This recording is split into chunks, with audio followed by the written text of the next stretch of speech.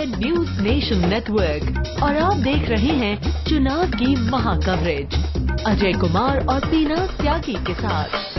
आपको लगातार हम दिखा रहे हैं पल पल की तस्वीर, किस तरीके से मतगणना की प्रक्रिया लगातार आगे बढ़ रही है, जिसे आप देख रहे हैं सिर्फ न्यूज नेशन पर।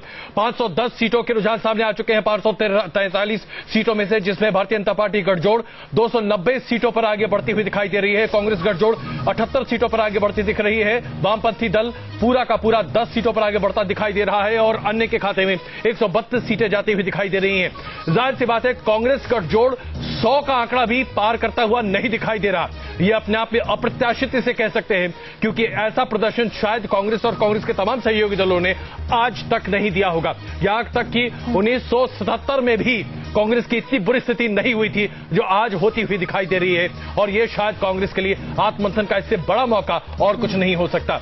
आपको ये तमाम तस्वीरें दिखा रहे हैं। उत्तर प्रदेश की बात करते हैं। उत्तर प्रदेश में 80 सीटें हैं, जिसमें अभी जो रुझान आ रहे हैं 57 सीटों पर भारतीय जनता पार्टी आगे दिख रही है।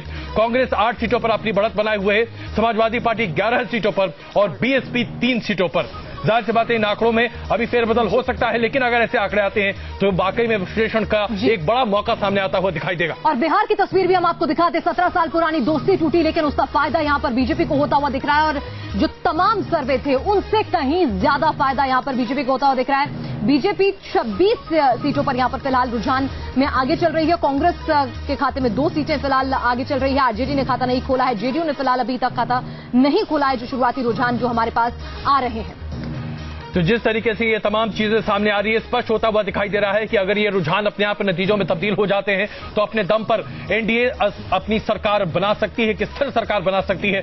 290 सीटों के रुझान एनडीए के हक में जाते हुए दिखाई दे रहे हैं।